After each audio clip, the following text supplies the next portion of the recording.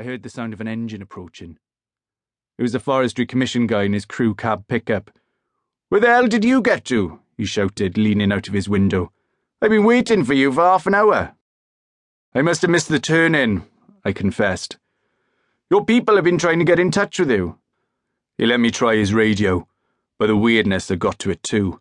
An earful of feedback and static. "It could be important. I'm going to have to go down the hill to call in," I told him, climbing back into my car. "What about my bulldozer?" he shouted after me. "I'll be back," I lied. It was time to cut altruism adrift.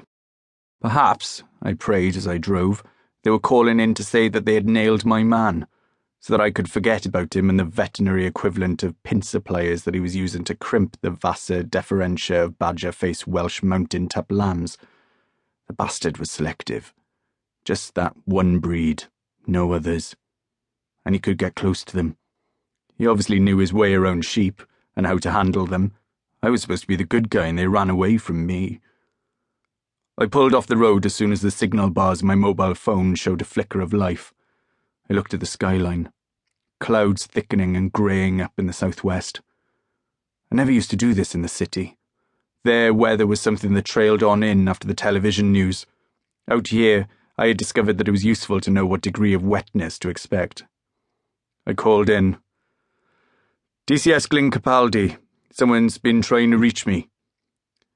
"Sergeant Capaldi," the dispatcher gasped. But it wasn't hero worship, as I was soon to learn. It was excitement. She was making her first real dead corpse transmission. "Detective Chief Inspector Jones wanted us to get a message through to you." She took in a deep, savouring breath. "There's a possibility that human remains have been discovered. He would like you to get to the site as soon as possible, and he will call you there. I'll inform him that you are on your way now, shall I, sir?" Whoa, I said, trying to rein her in before she cut me off in her eagerness to get back to Bryn Jones. "You better tell me where I'm supposed to be going." "Sorry, sir, it's Cwm Cestinant." "Sweetheart," I cut in over a big moment as gently as I could. "Could you just give me the coordinates? My sat-nav system doesn't speak Welsh yet." It was the construction site for a wind farm, not that far from Dinas. I turned off the main road into a small, level-bottomed valley with the ubiquitous tufts of forestry plantation on the surrounding hills looking like a fungal disease. The river was shallow and wide and looked grander than it was. The fields were peppered with moraine boulders and the occasional sprawl of waste from old lead workings. The track ran up a narrow cwm that curved round on itself, cutting off my view of the valley. It was of recent construction, crushed stone professionally laid and rolled with proper culverts and drainage. Around another bend the cwm widened and levelled out onto a small, marshy plateau below the main ridge. I'd arrived at the construction site. Temporary buildings on jacks, parked cars, a couple of crew carrier pickups with the company logo, and diggers, rollers, and earth movers standing idle. For a whimsical moment, I wondered whether my lost bulldozer could have run away from home to take up with the circus.